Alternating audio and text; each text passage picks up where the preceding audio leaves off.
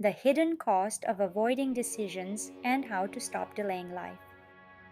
You keep telling yourself you're waiting for the right moment, the right timing, the right clarity, the right sign, but deep down you're not waiting, you're avoiding.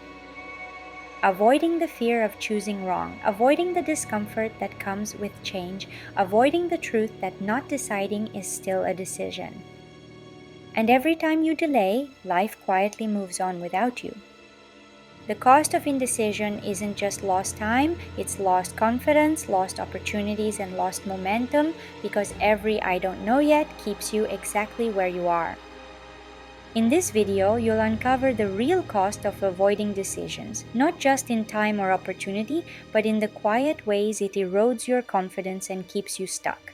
You'll also learn a simple, practical way to break the cycle of hesitation, trust your judgment, and start moving forward again. By the end, you'll see that clarity doesn't come from waiting, it comes from deciding. Why we avoid decisions?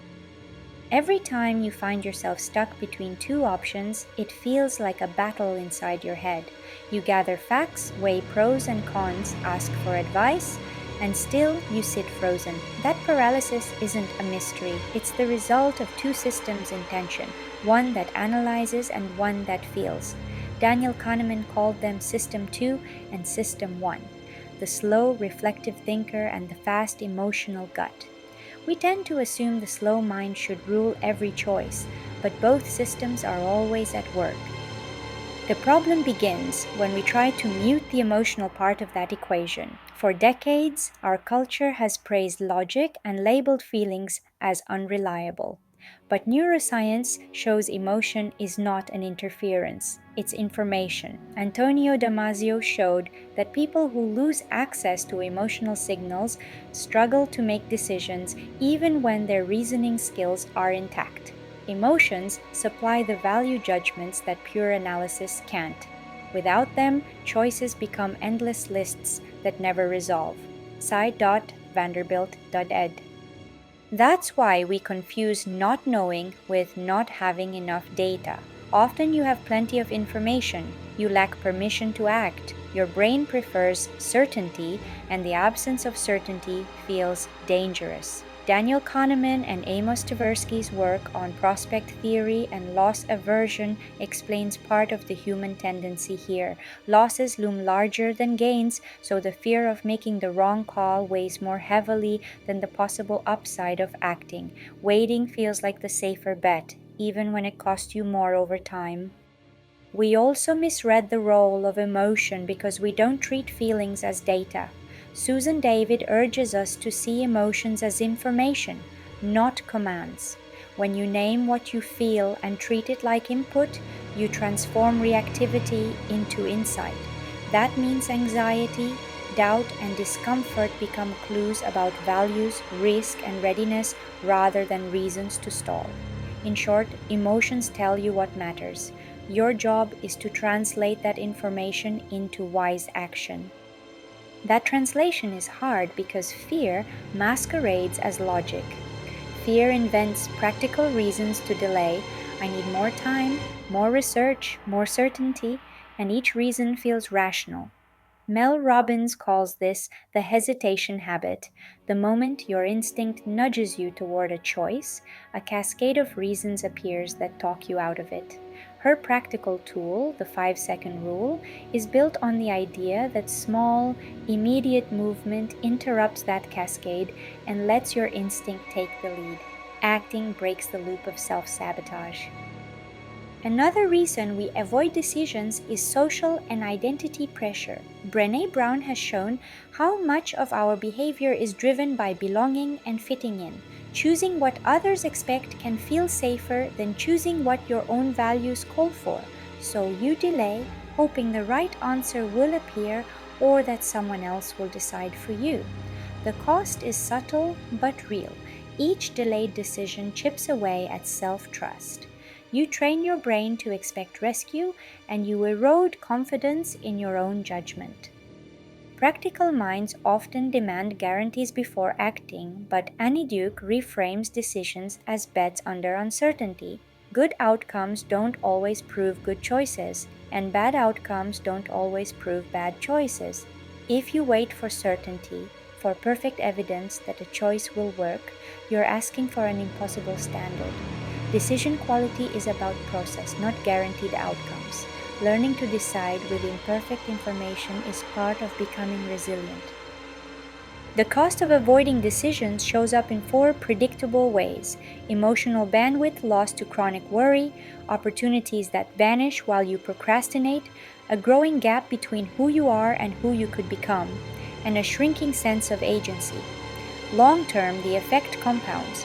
Every avoided decision reinforces the neural pattern that says, I don't act, and that pattern becomes your default.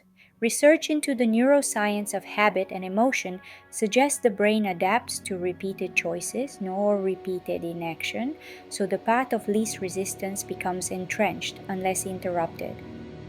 So, what's the practical implication? Two shifts matter. First, treat emotions as useful signals, not as enemies. Name them, learn from them, and use them to surface what's at stake. Second, change the decision process so you're not waiting for perfect certainty. Techniques like shrink the decision, break it into a reversible next step, create forced deadlines, or use micro actions like Mel Robbins' countdown give your brain permission to move and then learn from the outcome. Action breeds clarity. Analysis rarely does. That approach aligns with research on expert decision making. Fast, experience based judgments work when they're paired with honest feedback and deliberate practice. Your intuition isn't mystical, it's pattern recognition shaped by your history. When you combine that internal pattern intelligence with a simple decision process, stillness to listen, a low cost first step, and post action reflection, you get decisions that are both quick and high quality. Annie Duke's Thinking in Bets encourages this experimental mindset: decide now, then update based on outcomes. Finally, remember that avoidance has opportunity costs that compound quietly: time lost, projects never started, relationships left in limbo. These add up. But the antidote is straightforward. Build a small, repeatable decision routine that brings together data, emotion, and action. Listen to what your body and heart are saying. Use logic to structure the choice, and then move before fear rewrites the script. Over time, you'll not only make better choices, you'll rebuild trust in the person making them, you. How to stop delaying life, a 3-step framework. Once you understand why you avoid decisions, fear, perfectionism, and the illusion of safety, the next step is to relearn how to decide. Decision making isn't about always being right. It's about creating a process that builds momentum and confidence even when the outcome isn't guaranteed. In this part, we'll explore a simple, evidence-based 3-step framework to move from hesitation to clarity. Name the fear. Shrink the decision. Move before comfort returns. These 3 steps combine insights from psychology, neuroscience, and behavioral science, and they all lead back to one thing: self-trust. Step 1: name the fear. The first step to overcoming avoidance is recognizing what you're actually avoiding. Most people say, I don't know what to do, but more often it's, I know exactly what to do, I'm just afraid of what will happen if I do it. Psychologist Susan David reminds us that emotions are data, not directives. When you feel anxious, uncertain, or guilty, those feelings are information about what matters to you, not instructions to stop. Research in effective neuroscience supports this. Antonio Damasio's work showed that emotions act as somatic markers, physical signals that guide decisions based on past experience. They're your brain's way of saying, this matters. Instead of suppressing fear, listen to it. Ask yourself, what exactly am I afraid will happen if I choose? Is it failure, judgment, regret, discomfort? Writing these answers down externalizes the fear. You move it from your subconscious to your awareness, and awareness is control.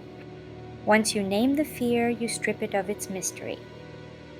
You can't eliminate fear from decision making, but you can right-size it. As Brené Brown says, courage isn't the absence of fear, it's doing what's right even when it's uncomfortable. The moment you name your fear, you begin to reclaim your power over it. Step 2, shrink the decision. Once you've named your fear, the next step is to shrink the decision.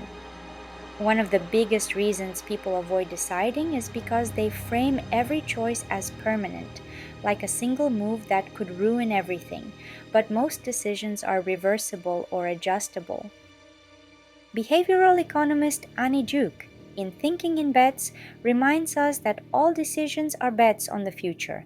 We never have all the data. Her advice: treat decisions as experiments, not verdicts. Make a small, low-risk version of the choice, observe what happens, then iterate.